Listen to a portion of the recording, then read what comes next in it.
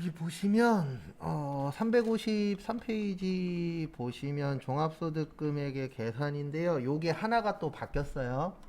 거기 지금 보시면 6에서 42%라고 되어 있죠. 여기가 6에서 45%까지 되어 있고 8단계 초과 누진 세율이에요. 그러니까 뭐가 하나 추가됐냐면 요거는 나눠드린 거에 있어요. 6%, 12, 15%, 24%, 35%, 38%, 40%, 42%까지 있었는데 항공 하나가 더 생겼어요. 45%가. 왜 이런 게 계속 생기냐면 많이 버시는 분들이 늘어나고 있잖아요. 그래서 그분들에게 세금을 조금이라도 더 내게 하기 위해서 생긴 겁니다.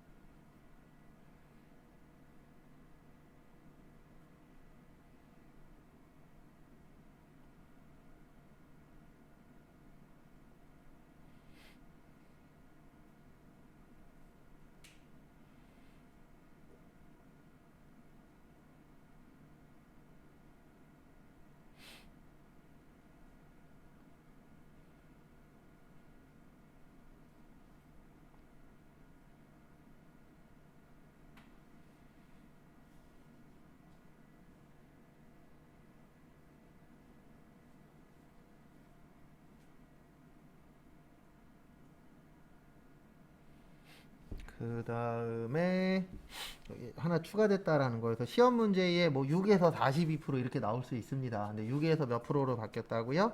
45%. 그 밑에 있는 건 저희 시험에선 안 나오는데 하나만 좀 알려드릴게요. 거기 교재에 보시면 초과 누진세율이라고 되어 있어요.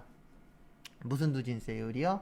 초과 누진세율. 이게 왜 초과 누진세율이냐면 거기 보시면 1200만 원까지는 6%죠. 몇 프로예요? 6%. 1200만 원에 6%면 72만 원 나와요. 얼마 나온다고요? 72만 원. 그래서 그 두 번째 거 보시면은 72만 원으로 시작하죠. 이게 무슨 뜻이냐면 1200만 원까지는 6%가 적용이 되는 거예요. 근데 1200만 원이 넘으면 그 1200만 원이 넘은 금액에 대해서는 몇 프로가 적용되는 거예요?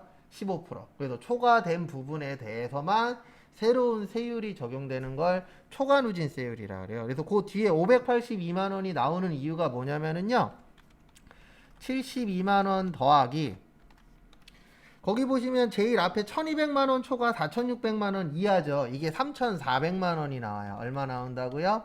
3400만 원. 여기에 몇 프로 해당된다고요? 두 번째는 15%. 그래서 3400만 원 곱하기 15% 하면 510만 원에서 582만 원 나와요. 얼마 나온다고요? 582만 원. 그래서 두 번째는 얼마를 깔고 시작해요? 582만 원. 그래서 초과되는 부분에 대해서만 새로운 세율이 적용되는 걸 무슨 세율이라 그래요? 초과 누진세율이라고 하는데 저희가 시험 볼 때 이거 구할 일은 없어요. 저희 시험에서는 그거 참고하시고.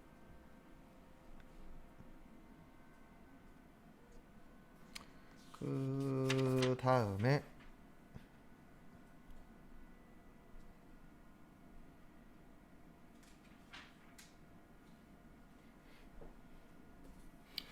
354페이지 세액감면이라고 있는데 그거 볼 필요는 없고요. 어디로 쭉 넘어오시냐면 356페이지 요건 또 잘 나와요 시험에.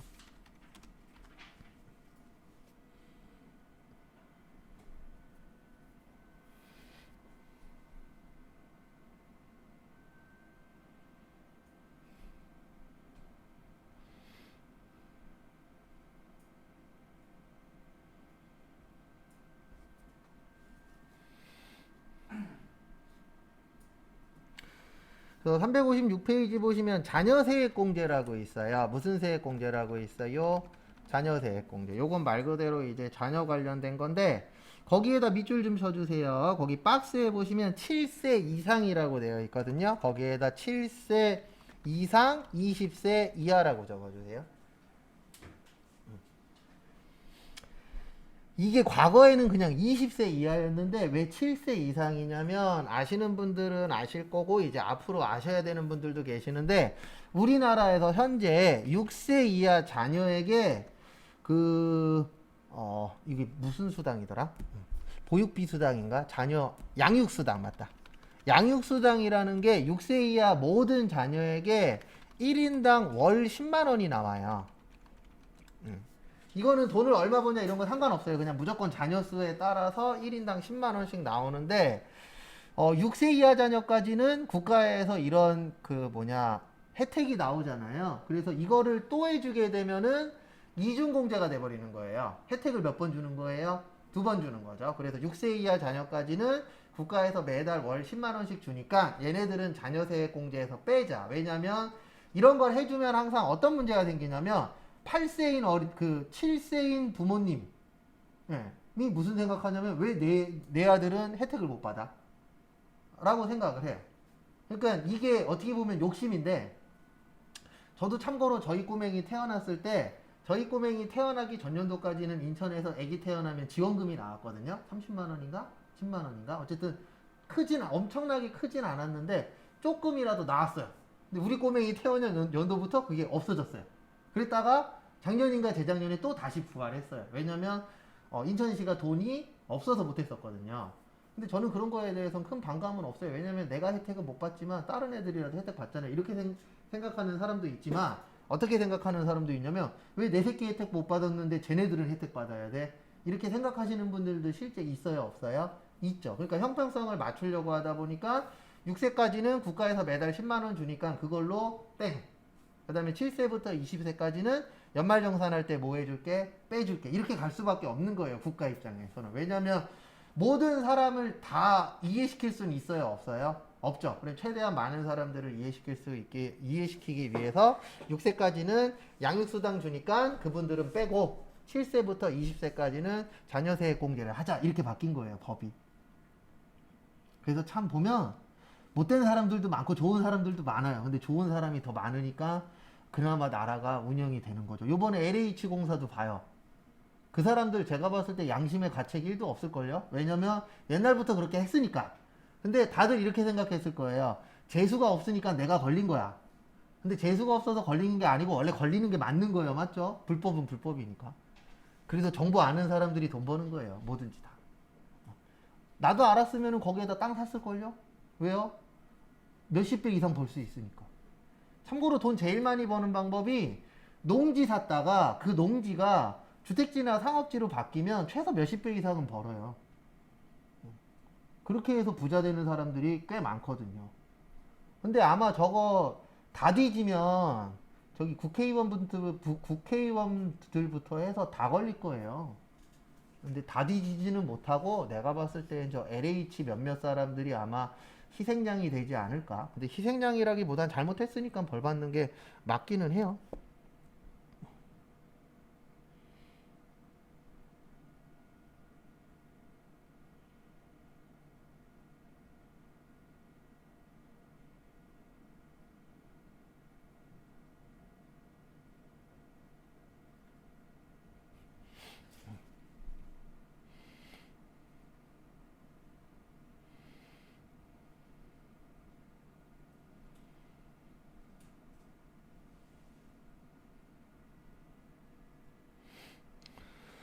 그 다음에 보시면 추가 공제라고 또 있어요. 요거는 이제 입양했거나 출산했을 때만 되는 거예요. 거기에 있는 추가 공제는 일명 뭐라 그러냐면 출산 및 입양 공제라고 표현을 해요. 그래서 출산을 하거나 입양을 하는데 첫째인 경우에는 30, 둘째는 얼마요? 50, 셋째부터는 70, 넷째도 70이에요, 결론은.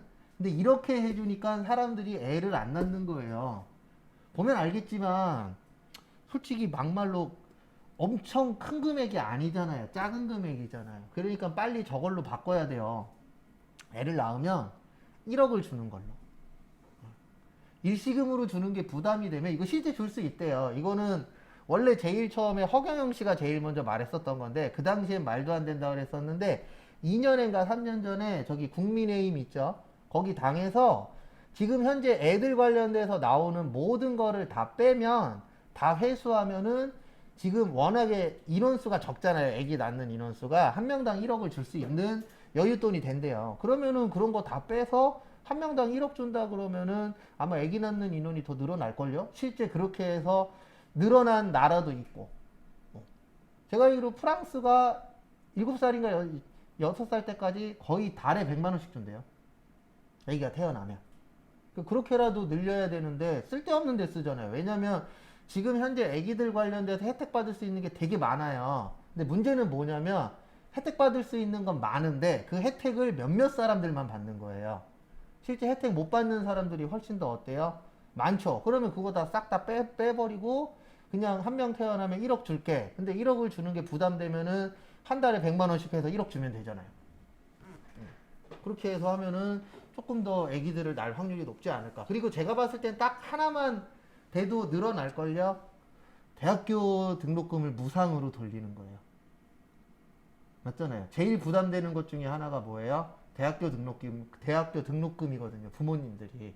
근데 이거 제가 한 얘기가 아니고 어느 라디오에 어머님이 나오셔서 하신 얘기예요.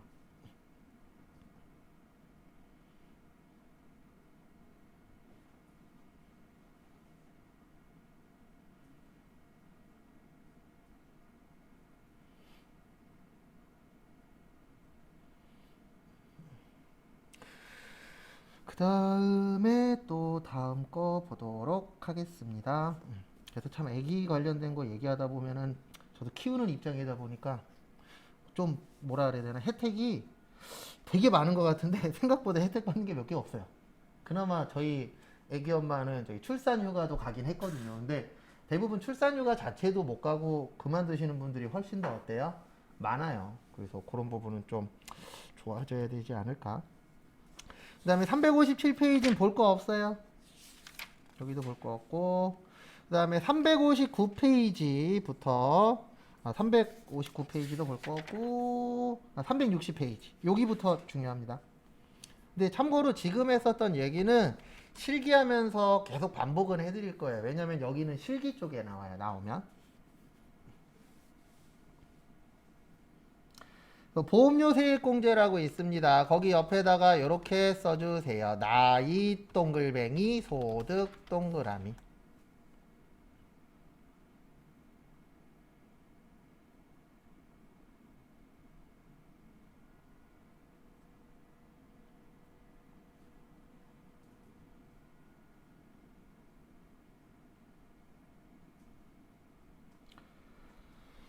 그래서 이게 무슨 뜻이냐면은요, 보험료 우리 들잖아요. 근데 보험을 드는데 그 보험 든 사람의 나이와 소득을 봐야 된다는 뜻이에요. 그래서 여기에서 중요한 거는 크게 두 가지입니다. 보험료 세액공제에서 중요한 건 하나는 저축성 보험은 안 돼요.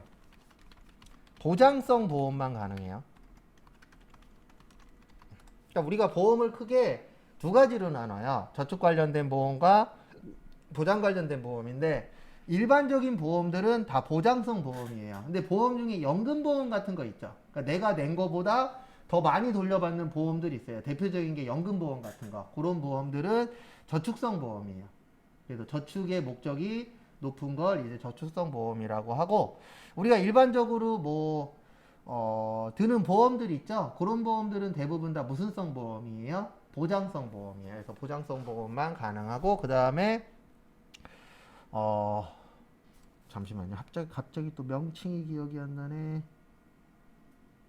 아, 맞다. 피보험자가 중요해요.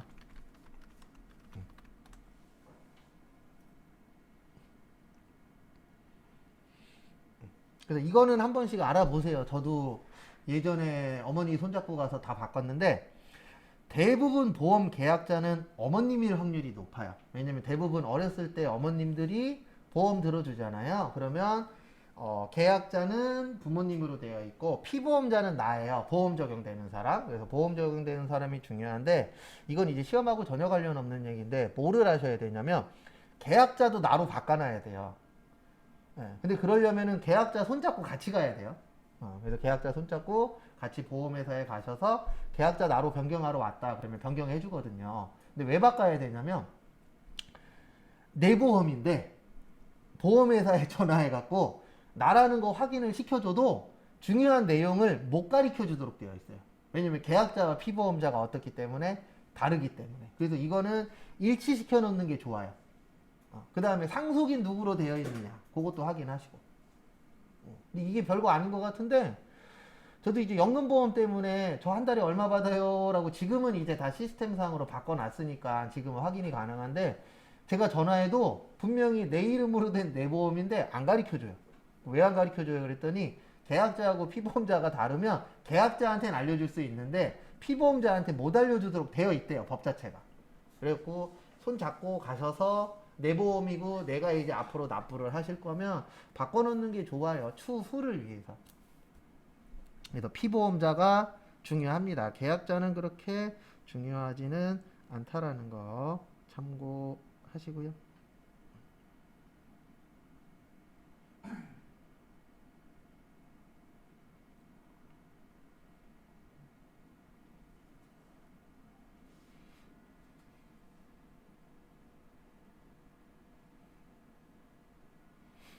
참고하시고요. 그 다음에 연 얼마 이런 거 금액 있는데 금액은 뭐 크게 중요치는 않아요. 그 다음에 361페이지 의료비세액공제 옆에다가는 이렇게 써주세요. 나이 X, 소득 X.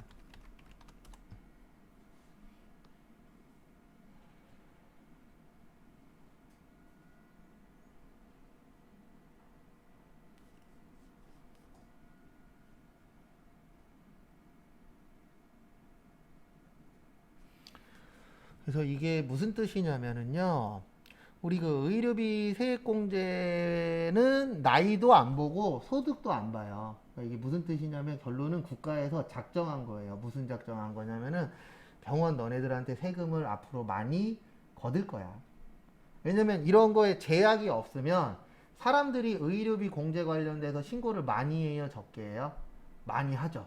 맞죠? 그러면 국가에서는 병원에서 얼마 버는지 알잖아요. 그러면 많이 버니까 뭐를 많이 걷어야 돼요? 세금 많이 걷겠죠. 그래서 과거에는, 그러니까 무조건 제가 봤을 때 돈은 지금 사람들이 벌기가 무조건 힘들어요. 과거에 장사했었던 분들은 돈 진짜 갈고리를 긁었어요. 왜 그랬냐면 과거엔 카드 없었죠. 신용카드. 그러니까 지금 만약에 세금을 100을 냈으면 과거에는 50 정도밖에 안 냈을 거라고요. 장난쳐서. 지금보다 만약에 매출액이 똑같아도 그 당시에는 세금을 적게 신고했거든요. 왜냐면 다 방법이 있었으니까. 뇌물 먹이고.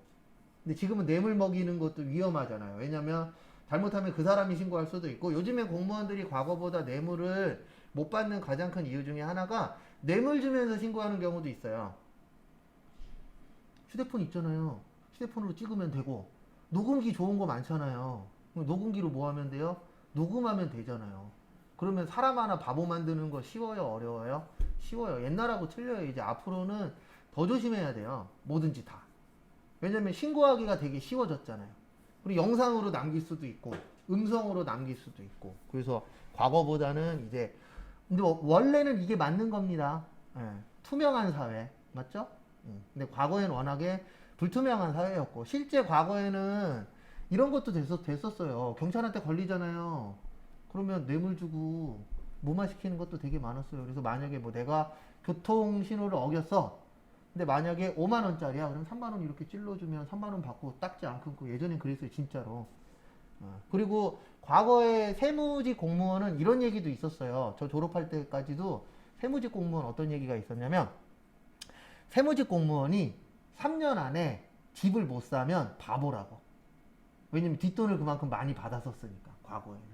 근데 지금은 그랬다가 큰일 나죠. 근데 원래 지금이 맞는 거예요. 옛날이 맞는 게 아니고. 근데 옛날에는 워낙에 뭐 뇌물이나 이런 걸 많이 했었죠. 비일비재하게. 그래서 저희는 어떻게 외울 거냐면, 여기 보험료는 동그라미예요. 맞죠? 그 다음에 의료비는 XX예요. 그리고 나머지는 XO예요. 이렇게 외울 거예요. 나이는 X, 소득은 O. 그래서 세 개만 외우시면은 OX는 해결이 됩니다.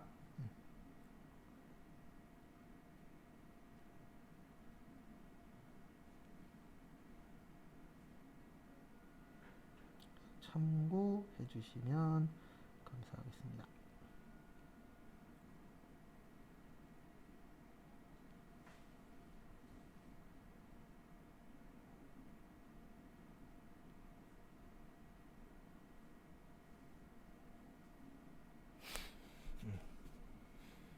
그래서 의료비세액공제 보시면은요, 의료비세액공제에서 중요한 거는 이거예요. 뭐가 중요하냐면은 안 되는 게 중요한데 일단 미용목 그 일반 의약품 안 돼요. 뭐 안 된다고요? 아니다. 일반 의약품이 아니고 저거 미용 목적 성형수술 죄송합니다. 미용 목적 성형수술하고 건강 증진 식품 안 돼요. 왜냐면 일단은 미용 목적 성형수술이 안 되는 이유는 미용 목적 성형수술은 의료 행위로 안 봐요. 맞죠?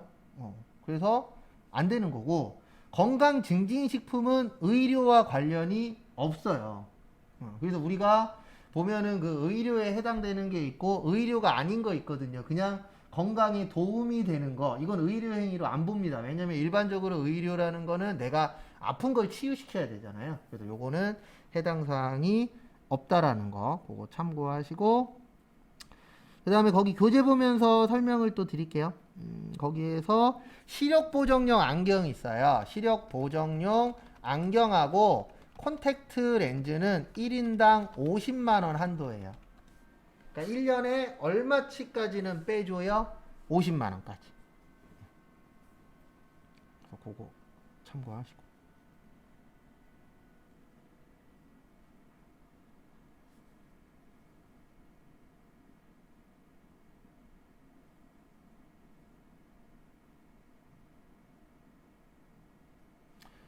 그 다음에 실손의료보험은 제외하는 거예요. 실손의료보험은 제외. 그러니까 이게 무슨 뜻이냐면 요즘에 대부분 실손보험 들었죠. 그래서 만약에 병원비가 100만 원이 나왔어요. 근데 실손보험에서 70만 원을 받았어요. 그러면 얼마만 인정되는 거예요? 30만 원만. 왜냐면은 실손보험에서 돌려받은 것까지 인정을 해줘 버리면 요것도 이중공제가 돼 버려요. 돈도 받고 세금도 덜 내고. 그래서 국가에서 요거 인정 못 하겠다. 근데 이런 부분은 신경 안 쓰셔도 되는 게 우리나라 시스템이 잘 돼 있잖아요. 그러면 실손보험회사에서 이 사람한테 얼마 줬다까지 데이터를 다 어디에다 넘길 거예요? 국세청에 다 넘길 거예요.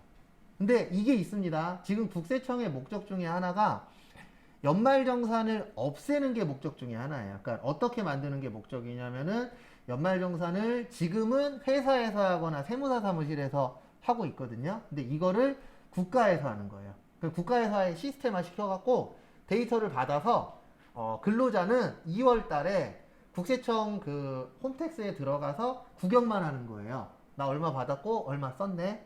그래서 세금 내야 되네. 돌려받아야 되네. 이것만 보고 끝낼 수 있게끔 시스템을 만드는 게 목표래요. 근데 제가 봤을 때는 빠르면 3, 5년, 늦어도 10년 안에는 가능합니다. 왜냐면 우리나라 시스템이 잘 되어 있잖아요. 근데 이제 빠진 것도 있을 수 있잖아요. 그래서 빠진 거는 개인이 신고하도록 이렇게 바꾸는 게 국가의 목적이라고 2년인가 3년 전에 발표했어요. 근데 우리나라는 그런 것들은 대부분 해내잖아요. 워낙에 시스템화는 잘 되어 있으니까 빨리빨리 잘하니까. 근데 어쨌든 실손보험 빼셔야 되고 그 다음에 산후조리원. 산후조리원은 7천만 원 이하의 근로자만 되는 거예요. 그러니까 월 600이 안 되시는 분들.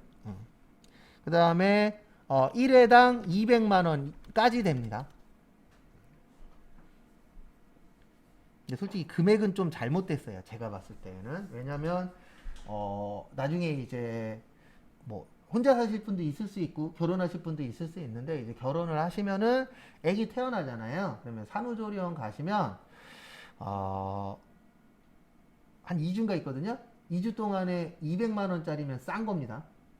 진짜 안 좋은 방이면 한 180 정도 받고 웬만하면 200 넘어요. 200 전후더라고요. 그러니까 되게 비싸요. 저희 같은 경우에는 양쪽 부모님이 해주셨는데 어머님들이 생각보다 많이 비쌉니다. 근데 또 일부러 강남에 좋은 산후조리원으로 가시는 분들도 있어요. 그러니까 약간 우리나라 사람은 좀 허세가 있다 보니까 뭐가 있냐면 아기 때부터 강남에서 좋은 아기들하고 인맥을 쌓아야 되지 않느냐라는 생각으로 가시는 분들도 있는데 돈 많으면 가셔도 돼요. 왜냐면 그런 데는 한 돈 1,000만 원 하니까. 중국에 1억 넘는 산후조리원도 있습니다. 저기에 나왔었어요. 어디였지? PD들 나와서 막 보여주는 거 있었는데 하도 오래돼갖고 기억도 안 나는데 어쨌든 그런 정보성 프로그램에서 나왔었는데 1억 5천만 원이래요. 그리고 의사도 상주해 있고 간호사도 상주해 있고 1인당 이렇게 상주해 있고 나오는 것도 뭐 용봉탕 막 이런 거 나오더라고요. 보니까 어쨌든 어마무시하게 비싼데 우리나라에선 얼마까지 빼주겠다? 200만 원까지는 빼주겠다. 그래서 이런 것 좀 봐두시고요. 그 다음에 거기에다 밑줄 좀 쳐주세요. 세액공제 세액공제 한도 동그라미 1번에 보시면 3%. 몇 프로라고 있어요? 3%라고 있어요. 그래서 세액공제 한도에 보시면은 총 급여액의 몇 프로요? 3%. 그러니까 이게 무슨 뜻이냐면 아플 거면 내 연봉의 몇 프로 이상 아프셔야 돼요? 3% 초과해서 아프셔야 돼요. 아까 신용카드는 몇 프로 이상 써야 된다 그랬죠? 25%. 그래서 3% 이상 쓰셔야 돼요. 그러니까 아까 만약에 내 연봉이 3천만 원이야. 그러면 3천만 원에 3%면은 90만 원 나와요. 얼마 나와요? 90만 원. 그래서 결론은 뭐냐면 얼마 이상은 쓰셔야 돼요. 병원비로 3% 이상은 쓰셔야만 그거에 대해서 뭐를 해주겠다? 공제를 해주겠다. 이렇게 되어 있습니다. 그 다음에 362페이지 교육비. 아까 제가 보험료는 동그라미 동그라미, 의료비는 XX, 나머지는 XO라 그랬어요. 그래서 나이는 상관없고 소득은 봐야 됩니다. 그러니까 이게 무슨 뜻이냐면 대부분 대학교 들어가면 20살 넘어요, 안 넘어요? 넘죠. 그거 얘기하는 거예요. 그래서 몇 살은 넘어야 된다? 그 몇 살 넘어도 상관없다? 20살 넘어도 상관없다. 왜 상관없다? 일반적으로 몇 살 넘으니까? 20살 넘으니까. 이라고 이해를 해주셔야 됩니다. 그 다음에 교육비에서 좀 주의하셔야 되는 게 대학원은 본인만 돼요. 그러니까 요즘 자녀분들 중에서 대학원 가시는 분들 있어요? 없어요? 있어요. 그래서 대학원을 가시는 분들이 있는데 결론은 다 되는 게 아니고 대학원은 누구만 된다? 본인만 됩니다. 그래서 결론적으로는 대학원은 누구 돈으로 가시오? 본인 돈으로 가시오 라고 되어 있으세요. 그거 참고해 주시고요.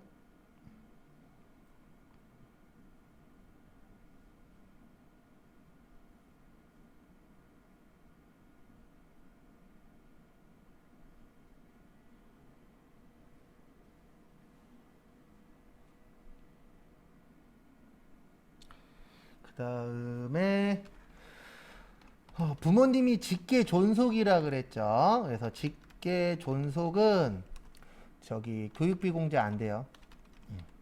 직계 존속 X 단 장애인 교육비만 가능하다라고 되어 있습니다.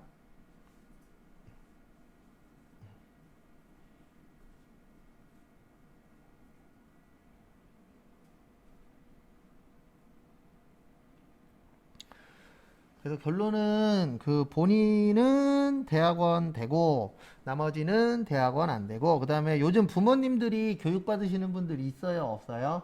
있어요. 그래서 학교 중에서 이 학교를 나오면 중학교 고등학교를 인정을 해주겠다라고 이야기하는 학교들이 실제 있거든요. 그래서 그런 교육을 받으실 경우에 교육비 내잖아요. 근데 그 교육비는 누구는 인정이 안 된다? 부모님 건 인정이 안 돼요. 그러니까 결론은 뭐냐면 부모님 돈으로 다니시란 얘기입니다. 그래서 부모님 돈으로 다니시는 건 상관 있다 없다? 없다. 그거 참고하시고. 그 다음에 교재 보면서 또 부연 설명 드릴게요. 362페이지 보시면 교육비 세액공제.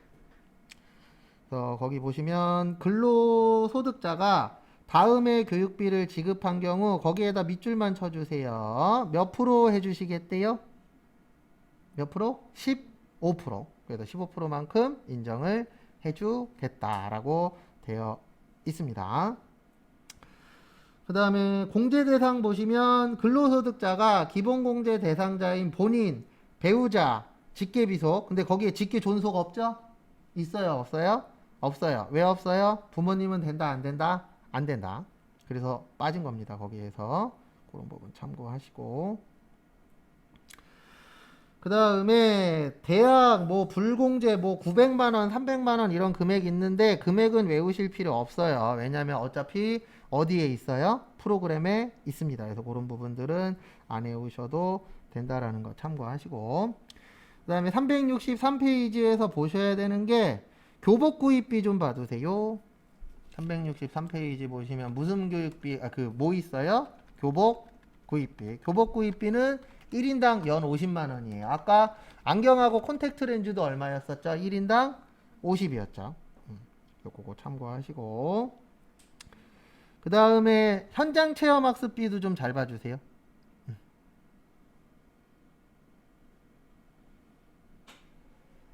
무슨 비요? 현장 체험 학습비. 요거는 1인당 30만 원이에요. 그러니까 요런 그 비율 외우셔야 돼요. 그러니까 이게 무슨 뜻이냐면은 우리 학교에서 놀러 가죠, 현장 체험. 네, 그러면은 1인당 얼마까지는 빼주겠다. 1년에 30만 원까지는 차감을 해주겠다라고 되어 있습니다. 그 부분도 참고해 주시면 감사하겠고요. 그 다음에 보실 게 직업능력 개발 훈련비 세액공제라 그래서 그 박스 밑에 보시면 있어요. 그러니까 저희가 지금 교육받는 요런 것을 직업능력 개발 훈련시설이라 그랬잖아요. 그래서 직업능력 개발 훈련시설에서 교육을 받으셔도 빼줍니다. 국가에서. 그래서 그거 참고하시고.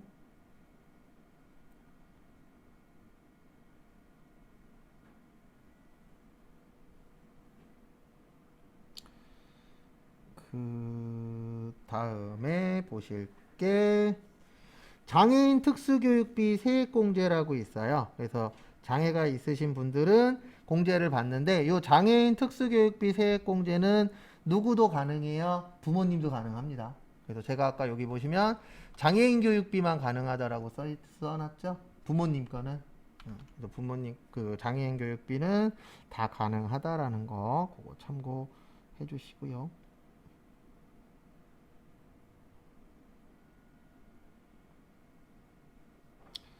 그 다음에 다음 페이지. 지금은 그냥 훑어보는 거예요. 앞으로 우리가 요런 걸 해야 된다. 365페이지 오세요. 기부금 세액공제.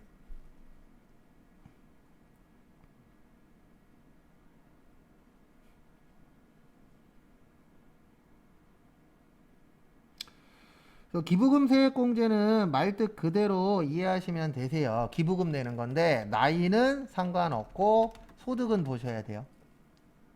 뭐는 상관이 없다고요? 나이는 상관이 없습니다. 그 부분 참고하시고.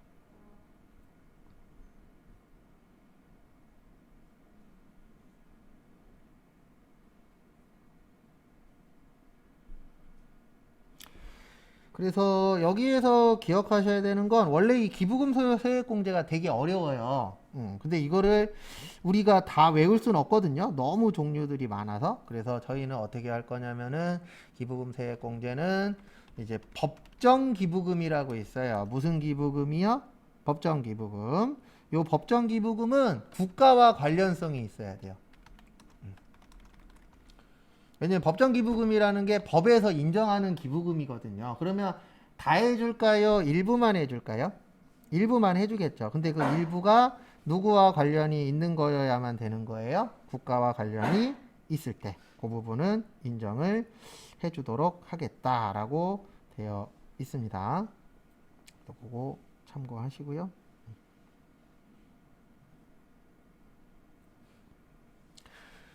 그 다음에 종교단체 기부금이라고 있어요. 요거는 말 그대로 뭐 나왔을 때 해주는 거예요? 종교단체 나왔을 때. 그 다음에 시험 문제에 이제 종종 나오는 것 중에 하나가 요것도 잘 나와요. 정치자금 기부금. 이 정치자금 기부금의 특징 중에 하나는 정치자금 기부금은 본인만 가능해요. 누구만 가능해요? 본인만. 그것도 참고하시고.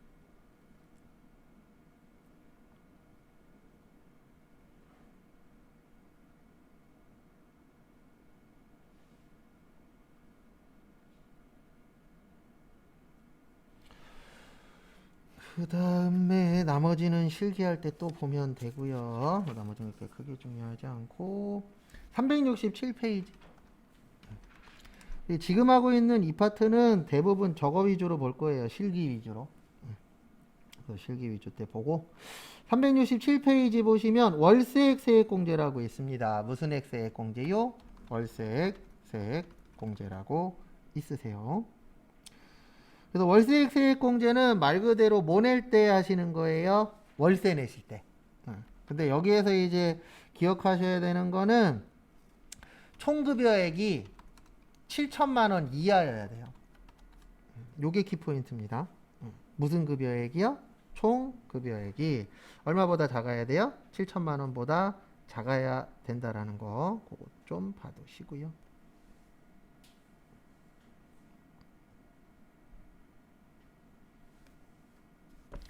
그 다음에 당연한 말이지만 무주택자여야 돼요. 왜냐면 월세 산다는 얘기는 일반적으로 뭐예요? 내가 집이 있다 없다? 없다. 그래서 무주택자.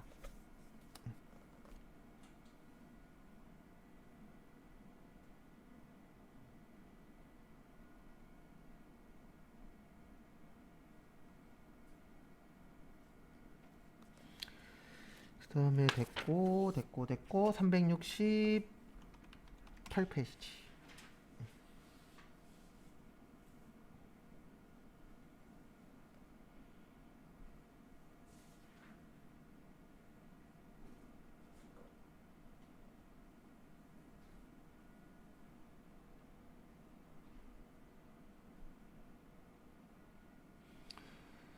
그래서 368페이지 보시면은 중간예납이라고 있어요. 무슨 예납이요?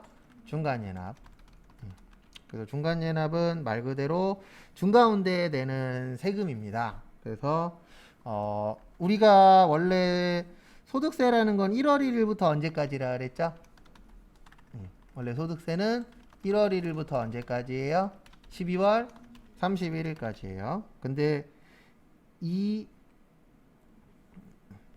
지금 하실 소득세 중간예납은 1월 1일부터 6월 30일 것까지 내는 거예요. 왜냐하면 중간이라는 게 뭐죠? 반이죠. 뭐예요? 반. 그래서 그 반과 관련된 내용이라고 보시면 될 것 같습니다.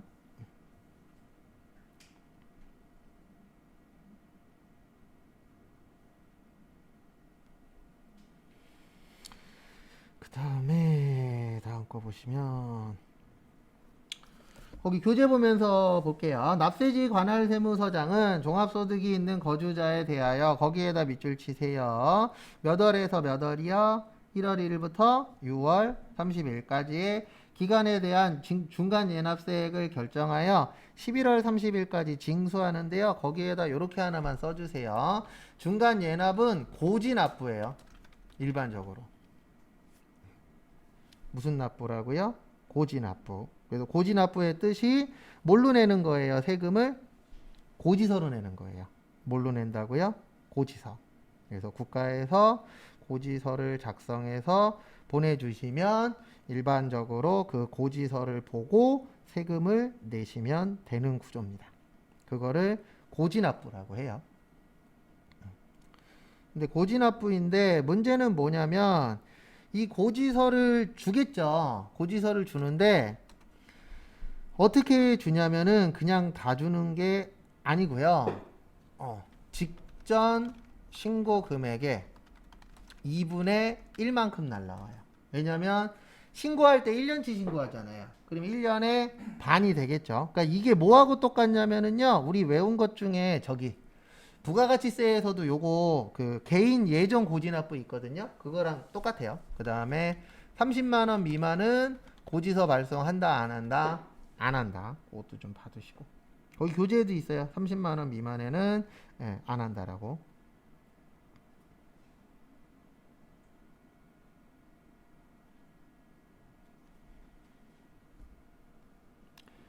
그 다음에 369페이지 잠깐 보시면은요. 거기 지금 내용 중에 요게 있어요. 그 예외에 보시면 두 번째 줄에 중간예납 세액이 1천만 원을 넘으면 얼마 넘으면은요 1천만 원이 넘으면 분할 납부 가능합니다. 그래서 분할 납부라는 게 있어요. 분할이 뭐 하는 거죠? 한 번에 내는 거예요? 나눠서 내는 거예요? 나눠서 내는 거예요. 근데 왜 나눠서 내요? 금액이 뭐 하니까요?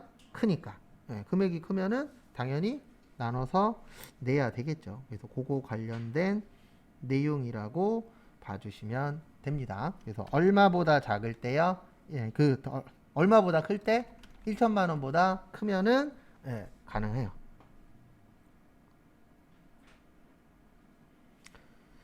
천만 원이면 큰 돈이에요, 작은 돈이에요? 큰 돈이죠. 그래서 천만 원이 넘으면 한 번에 내기 버거우니까 그때는 분할 납부를 해주겠다.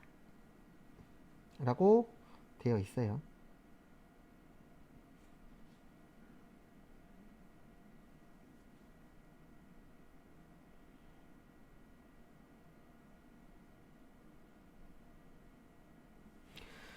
그 다음에 거기 369페이지 보시면 중간연합세액의 소액부징수라고 있어요. 그래서 중간연합세액 얼마 되면은 안 해도 된다? 네, 30만 원보다 작으면은 안 해도 된다. 라고 거기 잘 써 있습니다. 그거 참고해 주시고요.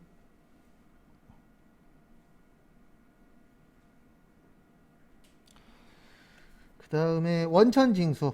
우리 요거 외워야 돼요. 무슨 징수요? 원천징수. 그래서 외우셔야 되는데 어떻게 외울 거냐면 그냥 이렇게 외울 거예요. 이자하고 배당은 14%예요. 몇 프로요? 14%. 그 다음에 비영업 대금의 이익은 25%예요. 그 다음에 사업소득의 인적 용역은 3%. 인적 용역. 그 다음에 봉사료 5%. 그 다음에 마지막으로 기타 소득은 소득금액의 20%. 그 다음에 3억 원 초과하면 30%. 이렇게 외울 겁니다. 근데 원래 이거보다 훨씬 더 많아요. 근데 왜 이렇게만 외울 거냐면 시험 문제는 요게 잘 나와요. 그래서 이렇게 해서 암기를 좀 할 거라는 거 참고해 주시면 감사하겠습니다.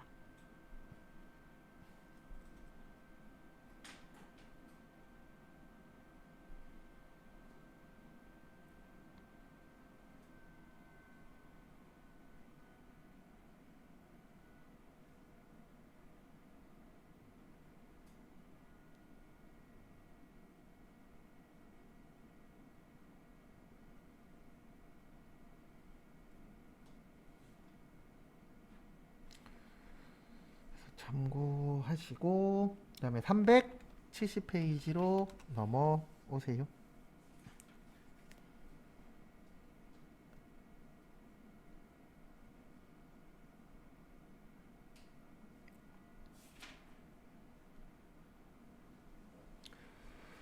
저 370페이지 보시면 원천징수세액의 납부라고 있습니다. 원천징수세액의 납부인데 거기에다 밑줄 좀 쳐주세요. 원칙은 다음 달 10일까지. 그래서 원칙은 다음 달 며칠까지요? 10날까지 하시면 되고요. 그 다음에 거기 보시면 소규모 사업장이라고 있어요. 무슨 사업장이요? 소규모 사업장. 여기에서 말하는 소규모 사업장은 20인 이하 사업장이에요. 소규모 사업장은 반기별 납부가 가능합니다. 무슨 별 납부가 가능하다고요? 반기별 납부가 가능하세요.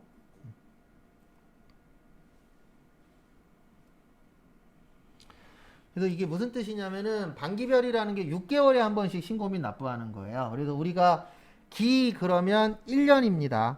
몇 년이라고요? 1년. 근데 반기 그러면 반이니까 몇 개월이에요?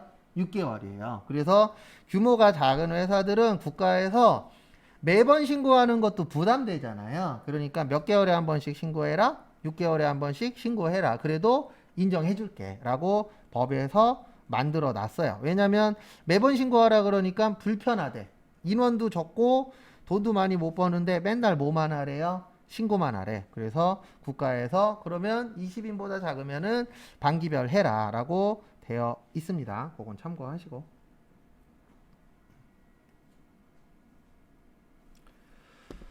그 다음에 371페이지 별표 3개 좀 쳐주세요. 확정신고를 하지 않아도 되는 거주자. 요것도 시험 문제 은근 잘 나옵니다. 시험 문제 잘 나오는 게 몇 가지 있는데요. 그 중에 하나라고 봐주시면 될 것 같아요.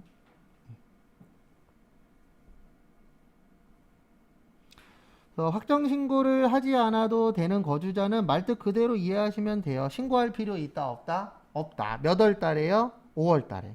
그 뜻입니다. 근데 왜 할 필요가 없냐면은요. 거기 보시면 첫 번째 근로소득만 있는 거주자라고 있어요. 거기 옆에다가 이렇게 써주세요. 연말정산. 그 다음에 2번에 보시면 공적연금소득이라고 있어요. 거기에다가도 연말정산. 그 다음에 세 번째는 아예 써있죠. 뭐라고 써있어요? 연말정산되는 사업소득. 그러면 거기도 연말정산. 그 다음에 4번에 보시면 퇴직소득만 있는 자 있어요. 그 퇴직소득만 있는 자 옆에다가 완납적 원천징수. 일명 분리과세. 설명은 또 드릴 겁니다.